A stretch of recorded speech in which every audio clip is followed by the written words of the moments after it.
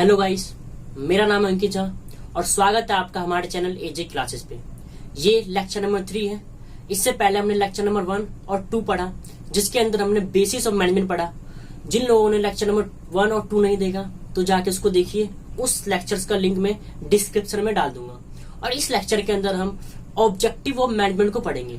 ये जो लेक्चर है ये बहुत ही इंपॉर्टेंट लेक्चर है, क्योंकि इस टॉपिक से एग्जाम में बहुत बार क्वेश्चन भी आते हैं और ये टॉपिक समझाने में और समझने में बच्चों को थोड़ी दिक्कत भी आती है। तो प्लीज इस वीडियो को अंत तक देखना। कोई भी दिक्कत हो तो उस दिक्कत को, उस प्रॉब्लम को कमेंट बॉक्स में कमेंट करना और मैं पूरी कोशिश करूंगा कि उस प्रॉब्लम को सॉल्व करने के लिए। तो वीडियो को अंत तक देखना। तो चलिए शुरू करते हैं।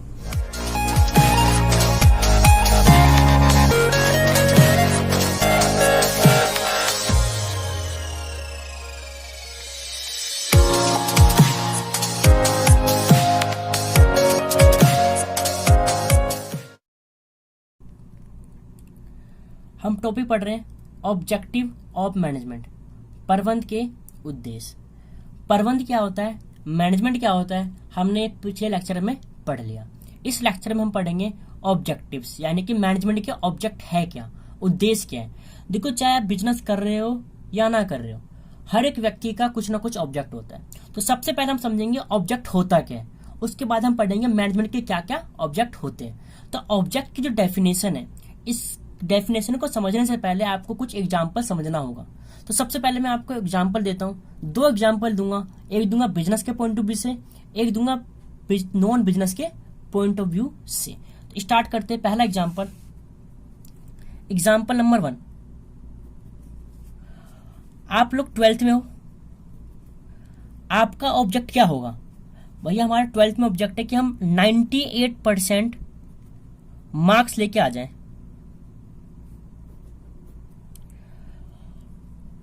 तो ये 98% जो है आपका, ये क्या है? आपका ऑब्जेक्ट है। ये आपका क्या है? उद्देश्य है। आप बताओ, इस 98% को अचीव करने के लिए, इस 98% को अचीव करने के लिए, इसको प्राप्त करने के लिए आप बहुत सारी एक्टिविटी करते हो। यानी कि आप जो भी काम कर रहे हो अभी, वो सारा काम क्या कर रहे होगे? इस 98% को अचीव करने के लिए। यानी कि ऑल एक्टिविटी जो भी आप कंडक्ट करते हो, वो सारी एक्टिविटी आप क्यों कंडक्ट कर रहे हो? ताकि आपके 98% का जो रिजल्ट है वो अचीव हो जाए। यानी कि सभी की सभी क्रियाएं आप करते हो ताकि आपका 98% अचीव हो जाए। तो सबसे पहला क्वेश्चन है भैया 98%, यानी कि इस ऑब्जेक्ट को हम कैसे डिफाइन करेंगे? हमने बोला देखो, आप बताओ 98% नंबर ये 12th का स्टार्टिंग पॉइंट है या ये 12th का एंड पॉइंट होगा? तब हमने बोला भाई स्टार्टिंग पॉइंट तो नहीं होगा, ये 12th का क्या होगा? हमारा एंड पॉइंट होगा। रिजल्ट हमेशा 12th के एंड में मिलेगा।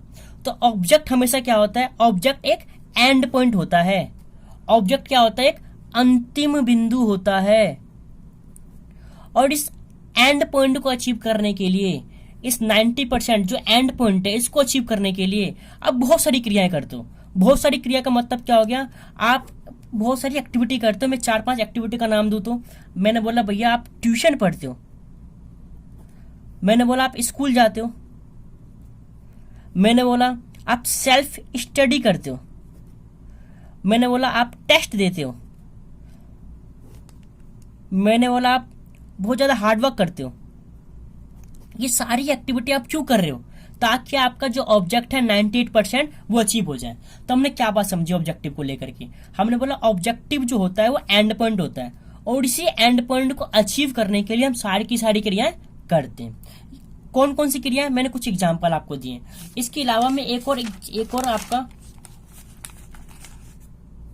एग्जाम्पल नंबर 2 देखना एक बार। मान लो एक बिजनेस है, बिजनेस का नाम रख दो, मान लो एजे लिमिटेड। इस बिजनेस का ऑब्जेक्ट क्या है? कि साल के एंड में एक प्रोडक्ट प्रोड्यूस कर रहा है, मान लो माजा प्रोड्यूस कर रहा है, उसकी 1000 करोड़ की सेल करना। अब बताओ, ये जो 1000 करोड़ की सेल करना, ये कंपनी का क्या है? ऑब्जेक्ट है। तो आप बताओ, ये जो 1000 करोड़ की सेल, ये साल के स्टार्टिंग में अचीव होगी या साल के एंड में अचीव होगी? तो आपने बोला भैया साल के एंड में अचीव होगी। ये ऑब्जेक्ट क्या होता है हमेशा, ऑब्जेक्ट हमेशा एंड पॉइंट होता है। अब बताओ इस 1000 करोड़ की सेल करने के लिए या इस 1000 करोड़ की सेल को अचीव करने के लिए, इसको प्राप्त करने के लिए कौन कौन सी एक्टिविटी की जाएगी। तो आपने बोला भैया अगर आपको 1000 करोड़ की सेल करनी है तो इसके लिए परचेज करना पड़ेगा रॉ मटेरियल को, इसके लिए प्रोडक्शन करना पड़ेगा, इसके लिए पैकिंग करना पड़ेगा, इसके लिए फाइनेंस यानी पैसा लाना पड़ेगा, इसके लिए सेल करनी पड़ेगी और भी बहुत सारी एक्टिविटी करनी पड़ेगी। बताओ कि सारी एक्टिविटी इंपॉर्टेंट है कि नहीं। क्या बिना परचेज किए, परचेज क्या करेंगे हम, रॉ मटेरियल, कच्चा माल खरीदना होगा तभी हम प्रोड्यूस कर पाएंगे, और प्रोडक्शन होगा तो अब बताओ क्या पैकिंग करना भी बहुत जरूरी है। अब ऐसा तो नहीं होगा ना माजा को मग्गे में पिलाएंगे, ये लो माजा पी लो। तो ये सारी की सारी एक्टिविटी क्यों कर रहे हैं, ताकि हम अचीव कर पाए क्या, अपना एंड रिजल्ट। और एंड रिजल्ट क्या है, 1000 करोड़ की सेल। तो हमने डेफिनेशन क्या पढ़ी ऑब्जेक्टिव की। ऑब्जेक्टिव क्या होता है एक हमारा, objective refer to end point. Objective क्या होता है, एक अंतिम बिंदु होता है जिसको अचीव करने के लिए, जिसको प्राप्त करने के लिए ऑल एक्टिविटी ऑफ ऑर्गेनाइजेशन, क्योंकि देखो हम यहाँ पर बिजनेस के पॉइंट ऑफ व्यू से पढ़ेंगे तो यहाँ पर हम कंपनी की बात करेंगे। यानी कि भैया बिजनेस का जो ऑब्जेक्ट क्या होता है, it refer to end point. End point क्यों होता है मैंने बताया, क्योंकि ऑब्जेक्टिव हमेशा एंड पॉइंट है, एंड के लिए डिसाइड किया जाता है, इसको हमेशा अचीव करते हैं एंड में। तो it refer to end point, जिसको अचीव करने के लिए, जिसको प्राप्त करने के लिए सभी की सभी क्रियाएं की जाती हैं, किसके द्वारा, एक संगठन या एक बिजनेस के द्वारा। ये रही ऑब्जेक्टिव की डेफिनेशन। इसके बाद अब मैनेजमेंट के कौन कौन से ऑब्जेक्टिव्स होते हैं इसको थोड़ा ध्यान रखना। मैनेजमेंट के अगर ऑब्जेक्टिव की बात करें तो मैनेजमेंट के 3 ऑब्जेक्टिव्स होते हैं। पहला ऑब्जेक्ट है ऑर्गेनाइजेशनल ऑब्जेक्ट, संगठनात्मक उद्देश्य। दूसरा है सोशल ऑब्जेक्ट, सामाजिक उद्देश्य। और लास्ट है हमारा पर्सनल ऑब्जेक्ट यानी कि व्यक्तिगत उद्देश्य। आपको पता है एक व्यक्ति के एक से ज्यादा ऑब्जेक्ट हो सकते हैं। हमारा ऑब्जेक्ट हो सकता है कि भैया मैं 12th में 98% नंबर भी ले आऊं, और हमारा ऑब्जेक्ट ये भी हो सकता है कि मैं कहीं घूमने भी जाऊं। तो ऑब्जेक्ट एक टाइम पे बहुत सारे हो सकते हैं, कोई दिक्कत नहीं है। तो हमने बोला ये 3 टाइप्स के एक मैनेजमेंट के ऑब्जेक्ट होते हैं। तो इस लेक्चर में हम सिर्फ टाइप 1 को पूरा पढ़ेंगे। टाइप 2 और 3 इसके लिए नेक्स्ट वीडियो का इंतजार करना। इस लेक्चर में सिर्फ और सिर्फ हम पढ़ेंगे ऑब्जेक्टिव नंबर 1 यानी कि ऑर्गेनाइजेशनल ऑब्जेक्ट। ये क्या होता है मैं आपको बताऊंगा, और इसके भी 3 टाइप्स होते हैं, सर्वाइवल, प्रॉफिट, ग्रोथ। यानी कि जीवित रहना, लाभ कमाना और विकास करना। तो स्टार्ट करते हैं पहले ऑब्जेक्ट को, ऑर्गेनाइजेशनल ऑब्जेक्ट। पहला ऑब्जेक्ट जो है ऑर्गेनाइजेशनल ऑब्जेक्ट यानी कि संगठनात्मक उद्देश्य। इसके नाम में ही इसका आंसर है, ऐसा उद्देश्य जो सिर्फ ऑर्गेनाइजेशनल के गोल को सेटिस्फाइड करता हो, ऐसा उद्देश्य जो ऑर्गेनाइजेशनल के ऑब्जेक्ट को अचीव करवाता हो, उसे कहते हैं हम क्या, संगठनात्मक उद्देश्य। इसके डेफिनेशन को समझने से पहले एक एग्जाम्पल समझना।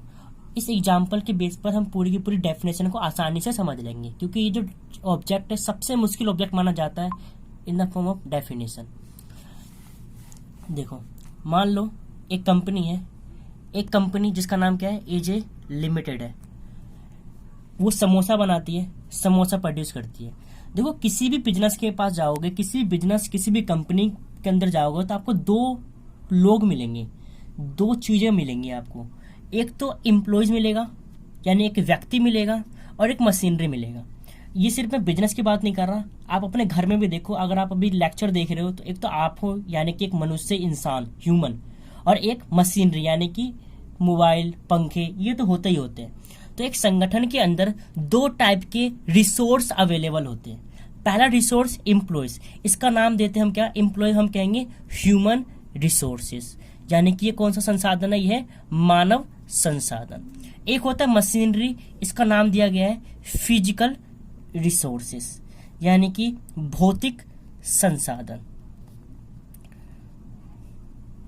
ये दोनों के दोनों रिसोर्सेस, एम्प्लॉयज और मशीनरी कहां पर होंगे, एक संगठन के अंदर अवेलेबल होंगे। तो अवेलेबल इन दी ऑर्गेनाइजेशन। अब एम्प्लॉयज भी है हमारे पास, छोटू भी है हमारे पास, और मशीनरी भी है हमारे पास। तो एम्प्लॉयज इस मशीनरी को यूज करके क्या बनाएगा, समोसे बनाएगा। अब ये समोसे बनाने के बाद ये कुछ लोगों के इंटरेस्ट को सेटिस्फाइड करेगा। सबसे पहली बात, अगर मेरी कंपनी का नाम एजे लिमिटेड है, अगर वो समोसे बनाता है तो सबसे पहले किसको सेटिस्फाइड करेगा, मालिक को सेटिस्फाइड करेगा। मालिक को सेटिस्फाइड क्यों करेगा, ओनर को सेटिस्फाइड क्यों करेगा, मैंने आपको बताया था, क्योंकि देखो ओनर का इंटरेस्ट कंपनी के साथ होता है कि नहीं होता। इंटरेस्ट मतलब लगाव, यानी कि हित तो होता है बिल्कुल, कि अगर कंपनी ज्यादा प्रॉफिट कमाएगी तो मालिक का ग्रोथ होगा, अगर कंपनी कम प्रॉफिट कमाएगी तो मालिक का ग्रोथ नहीं होगा, कंपनी जल्दी बंद हो जाएगी। तो ओनर का इंटरेस्ट है, अगर ज्यादा समोसे बिकेंगे तो ओनर अफेक्ट होगा, कम समोसे बिकेंगे तो भी ओनर अफेक्ट होगा। नंबर 2, और बताओ और कौन कौन ऐसे व्यक्ति होते हैं जो एक कंपनी के साथ इंटरेस्ट होता है उनका। तो मैंने बोला गवर्नमेंट का कैसे इंटरेस्ट होता है, तो मैंने बोला सरकार का इंटरेस्ट ऐसे होता है, अगर कंपनी ज्यादा सेल करती है, अगर कंपनी की सेल ज्यादा होगी तो सेल ज्यादा होने का मतलब क्या होता है, कंपनी प्रॉफिट ज्यादा कमा रही है। अगर कंपनी प्रॉफिट ज्यादा कमाएगी तो आप बताओ, टैक्स हमेशा प्रॉफिट पे दिया जाता है, तो प्रॉफिट ज्यादा अगर कंपनी कमाएगी तो टैक्स भी कंपनी ज्यादा देगी, किसको, गवर्नमेंट को। तो गवर्नमेंट का भी इंटरेस्ट है इस कंपनी में कि समोसे ज्यादा बिके ताकि गवर्नमेंट को टैक्स ज्यादा कलेक्ट हो। आप बताओ सप्लायर का भी इंटरेस्ट है कि नहीं है, बिल्कुल है। सप्लायर का इंटरेस्ट कैसे, सप्लायर चाहेगा कि ज्यादा से ज्यादा समोसे बिके, अगर ज्यादा समोसे बिकेंगे तो आलू जो हमको देता है वो हो गया सप्लायर, मैदा जो हमको देगा वो है सप्लायर। तो बताओ अगर ज्यादा समोसे बिकेंगे तो ज्यादा आलू खरीदना पड़ेगा, ज्यादा मैदा खरीदना पड़ेगा, इससे सप्लायर का भी इंटरेस्ट अफेक्ट होगा, सप्लायर का भी गोल अचीव होगा। और आप बताओ क्या कस्टमर तो इंपॉर्टेंट है ही, क्योंकि customer is a king of the market. उपभोक्ता जो होते हैं ये बाजार के राजा होते हैं, तो समोसे अच्छे बनेंगे या तो इससे हमेशा कस्टमर हमारे अफेक्ट होंगे। तो ये कुछ ऐसे लोग हैं जिनका इंटरेस्ट होता है कंपनी के ऑपरेशंस में। अगर आपने इन सभी लोगों का इंटरेस्ट सेटिस्फाइड कर दिया, अगर आपने इन सभी लोगों को सेटिस्फाइड कर दिया, संतुष्ट कर दिया, तो आपका ऑर्गेनाइजेशनल ऑब्जेक्ट यानी कि पहला ऑब्जेक्ट अचीव हो जाएगा। तो यानी कि हमने डेफिनेशन क्या बोला, हमने डेफिनेशन बोला है कि भैया हमारे संगठन में 2 टाइप के रिसोर्स होते हैं, एक होता है ह्यूमन रिसोर्स यानी कि एम्प्लॉइज, एक होता है हमारा फिजिकल रिसोर्सेस यानी कि मशीनरीज। ये दोनों कहां पर होते हैं, ये होते हैं अवेलेबल होते हैं इन दी ऑर्गेनाइजेशन, यानी कि और हम इनको क्या करते हैं, इनका हम यूज करते हैं, यूटिलाइज करते हैं, और यूटिलाइज करके हम कुछ लोगों के इंटरेस्ट को कंसीडर करते हैं, कंसीडर यानी कि सेटिस्फाई करते हैं। किन किन लोगों के इंटरेस्ट को सेटिस्फाइड करते हैं, हमने बोला ओनर के, हमने बोला एम्प्लॉयज के, हमने बोला कस्टमर के, हमने बोला गवर्नमेंट के और सप्लायर्स के, और भी हो सकते हैं। तो यानी कि डेफिनेशन क्या बनती है इसकी, it refer to utilisation of human resources and physical resources available in the organisation and considering the interest of the owner, employ, consumer, government. Hindi में क्या बोलेंगे, हिंदी में बोलेंगे इसका अभिप्राय संगठन में उपलब्ध मानव संसाधन और भौतिक संसाधन का प्रयोग करके मालिक, एम्प्लॉयज, ग्राहक, सरकार, पूर्तिकर्ता के हितों को संरक्षण देने से है। तो ये रही डेफिनेशन। अच्छा, हम ओनर, एम्प्लॉयज, कस्टमर और गवर्नमेंट इन सबको एक और नाम से बुला सकते, उसका नाम क्या हो गया, स्टेक होल्डर। आप इन सब की जगह आप स्टेक होल्डर वर्ड भी लिख सकते हो। स्टेक होल्डर को हिंदी में क्या कहते हैं हम, हितार्थी, यानी कि वो सभी लोग जिनका कंपनी में इंटरेस्ट होता है उससे हम क्या कहते हैं, हितार्थी। नाम में समझ में आएगा आपको, स्टेक मतलब इंटरेस्ट, होल्ड मतलब होना, तो यानी कि वो सभी लोग जिनका कंपनी में इंटरेस्ट होता है, और आपने उन सभी लोगों के इंटरेस्ट को संतुष्ट कर दिया, आपने उन सभी लोगों के इंटरेस्ट को सेटिस्फाइड कर दिया, तो हम बोलेंगे आपका पहला ऑब्जेक्ट क्या हो गया, अचीव हो गया। ये सिंपल सा डेफिनेशन था, मैंने पूरी कोशिश की है इसको एक एग्जाम्पल के फॉर्म में समझाने का। तो आपको हमेशा याद रखना, कहानी के रूप में हमारे पास 2 रिसोर्स होते हैं, ह्यूमन रिसोर्स, फिजिकल रिसोर्स, मानव संसाधन, भौतिक संसाधन। इसका प्रयोग करके हम हितार्थियों को संतुष्ट करते हैं। हितार्थी मतलब मालिक, एम्प्लॉयज, कस्टमर, गवर्नमेंट। तो अब इसके भी 3 टाइप्स होते हैं, इसके 3 टाइप्स को भी देखते हैं। एक बार हिंदी में भी इसको देखो क्या लिखा हुआ हिंदी में, कि संगठन में उपलब्ध मानव संसाधन भौतिक संसाधन का प्रयोग करके मालिक, कर्मचारी, ग्राहक, सरकार, पूर्तिकर्ता आदि को संतुष्ट करने से है। और इन सभी लोगों को हम एक वर्ड करेंगे क्या, हितार्थी नाम भी लिखेंगे। मैं उम्मीद करता हूं आप लोग इसको नोट्स भी कर रहे होंगे, तो प्रॉपर नोट करना ताकि फ्यूचर में हमको हेल्प मिले। अब हम पढ़ते हैं इसके भी टाइप्स को। अगर बात करें टाइप्स ऑफ ऑर्गेनाइजेशनल ऑब्जेक्ट, तो इसके भी 3 टाइप्स होते हैं। सबसे पहला है सर्वाइवल। हम सर्वाइवल को समझेंगे, बहुत आसान है। देखो कभी भी कोई भी कंपनी सीधा ग्रोथ की बात नहीं करती। अगर मान लो कोई कंपनी नई नई बनी है, तो अगर मेरे कोई कंपनी नई नई बनी है, तो भैया बताओ सबसे पहले कंपनी क्या सोचेगी, कंपनी सोचेगी सर्वाइवल के बारे में, जीवित रहने के बारे में। मतलब भैया क्या कहना चाहते हो, सर्वाइवल का मतलब क्या होता है ये बता दो। मैंने बोला सर्वाइवल का मतलब बहुत ही सिंपल सा है। अगर मान लो मेरी कंपनी खुली है, नई नई कंपनी है, और उस कंपनी का जो रेंट होता है, कंपनी का मेरा रेंट जा रहा है 50,000 रुपए पर मंथ। तो अगर मेरी कंपनी है, तो आप बताओ सबसे पहले मेरा ऑब्जेक्ट क्या होगा। मेरा ऑब्जेक्ट ये होगा कि मैं कम से कम इतना अर्न कर सकूं, मैं इतना लाभ अर्जित कर सकूं, ताकि मैं क्या करूं, मैं अपना रेंट पे कर पाऊं। यानी कि मैं 1 महीने में कम से कम, अभी तो क्योंकि मेरा अभी स्टार्टिंग कंपनी है, तो कोई भी स्टार्टिंग के स्टेज में प्रॉफिट नहीं कमाता।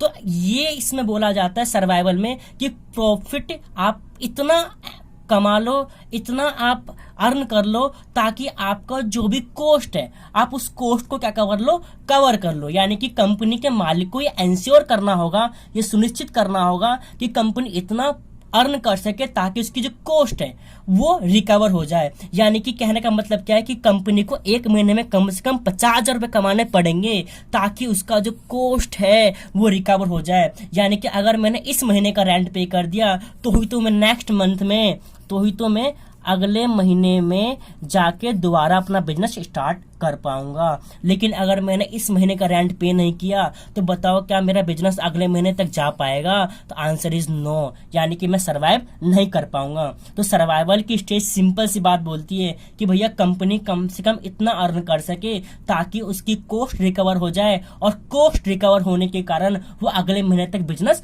कर पाए। आपने ई-कॉम एक वर्ड पढ़ा होगा, ब्रेक इवन पॉइंट, जिसके अंदर क्या बोलता है भैया, revenue is equal to cost. यानी कि इतना आप रेवेन्यू जनरेट कर पाओ ताकि आपकी जो कॉस्ट है वो रिकवर हो जाए। यानी कि नो प्रॉफिट नो लॉस की स्टेज। यानी कि अगर मैंने स्टार्टिंग किया पढ़ाना, तो मैं इतना जनरेट कर पाऊं ताकि मैं रेंट पे कर सकूं, ताकि मैं अपने फिक्स कॉस्ट को कवर कर सकूं, ताकि मैं अगले महीने भी पढ़ा सकूं। मान लो अगर 50,000 रुपए का मेरा खर्चा जा रहा है और 20,000 रुपए मैं रिसिप्ट कर रहा हूं, तो 30,000 रुपए का मेरा क्या हो रहा है, लॉस हो रहा है। इस केस में मैं अगले महीने तक सर्वाइव नहीं कर पाऊंगा। तो सर्वाइवल सिंपल सा कंसेप्ट था कि बेसिस ऑब्जेक्ट ऑफ बिजनेस, यानी सर्वाइवल क्या है, एक बेसिक ऑब्जेक्ट है किसका, बिजनेस का, व्यवसाय का आधारभूत उद्देश्य होता है। यानी कि ऑर्गेनाइजेशन के भी 3 टाइप से, पहला क्या है, सर्वाइवल। इसमें बोलता है सर्वाइवल क्या है, आपका एक बेसिक ऑब्जेक्टिव्स है, इसमें कुछ दिक्कत नहीं भी मानता हूं। नंबर 2 है मैनेजर। मैनेजर कौन होता है, कंपनी का मालिक। अभी इतना समझो, मैनेजर यानी कि मालिक को ये एंश्योर करना होगा कि भैया बिजनेस क्या कर सके, सरवाइव कर सके। यानी कि प्रबंधक को ये सुनिश्चित करना होगा कि जो हमारा व्यवसाय है वो जीवित रहे।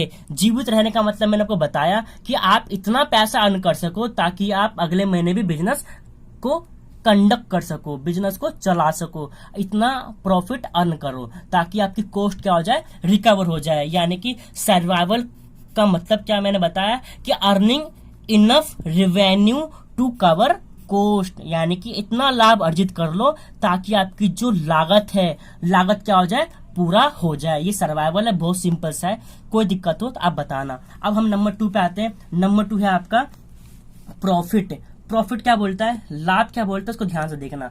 आप बताओ क्या ऐसी स्टेज बिजनेस के लिए सही है, कौन सी स्टेज? मान लो मैं हर महीने 50,000 रुपए कमाता हूं और हर महीने 50,000 रुपए का मेरा एक्सपेंस भी होता है। आप बताओ, यानी कि मेरा प्रॉफिट कितना है, प्रॉफिट मेरा है 0। जीरो। अब बता इस केस में क्या कोई कंपनी लंबे टाइम तक चल पाएगी? मान लो मैंने पहला साल स्टार्ट किया बिजनेस स्टार्ट किया तो मेरे को जीरो का प्रॉफिट हो रहा है, यानी कि मैं पूरे साल में 1 रुपए का भी प्रॉफिट नहीं कमा पाया।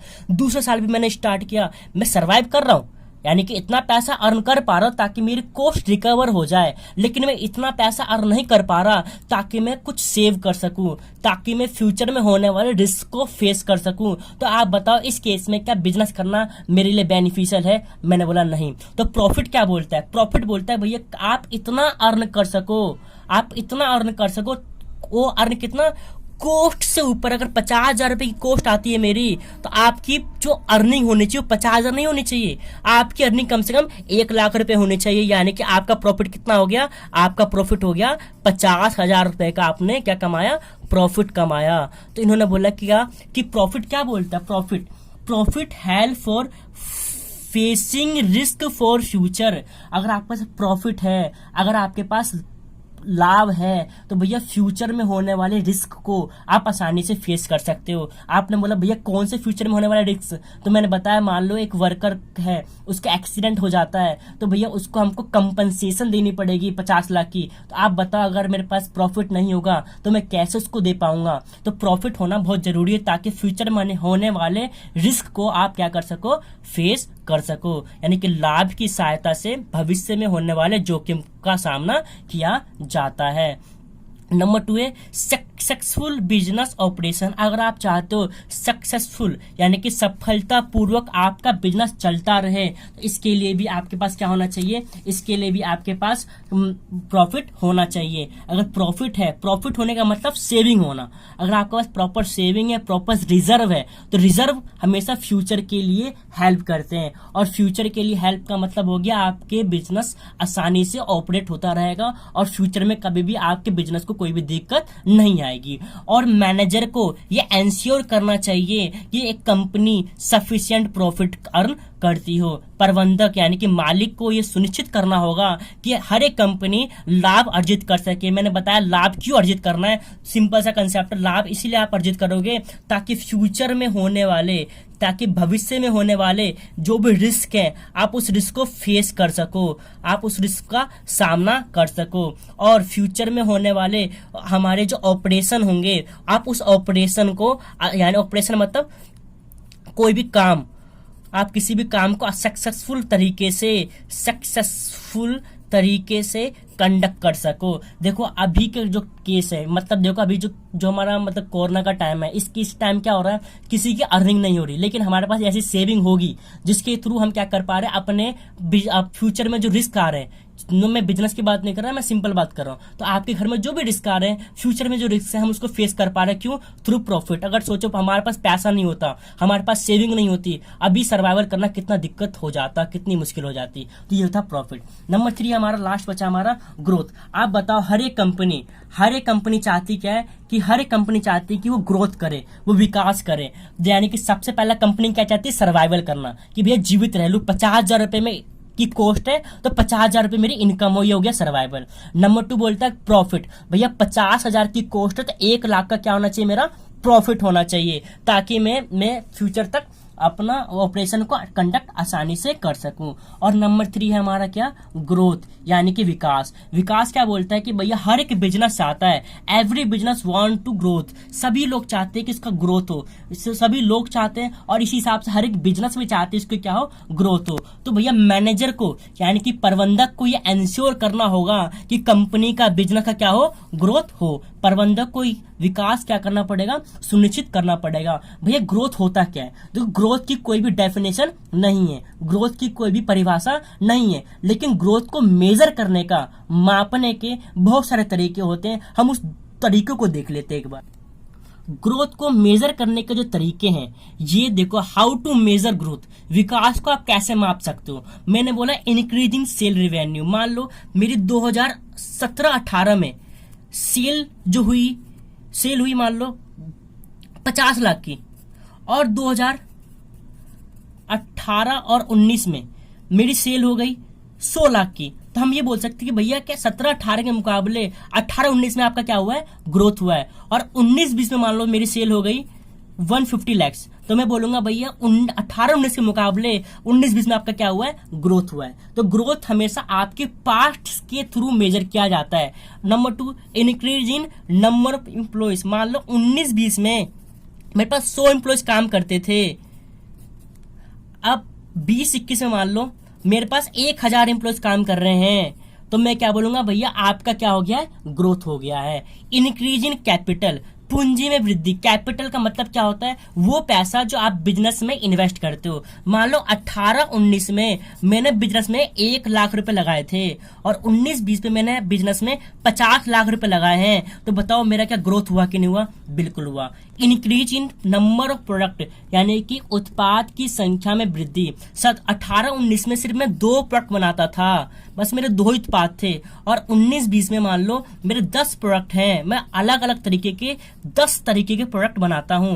तो आप बताओ क्या मेरा ग्रोथ हुआ है कि नहीं हुआ। तो ये ग्रोथ के तरीके थे, यानी कि हमारे जो ऑब्जेक्ट है मैनेजमेंट के 3 ऑब्जेक्ट हैं, हमने इस लेक्चर में पहला ऑब्जेक्ट हमने पूरा खत्म कर दिया है।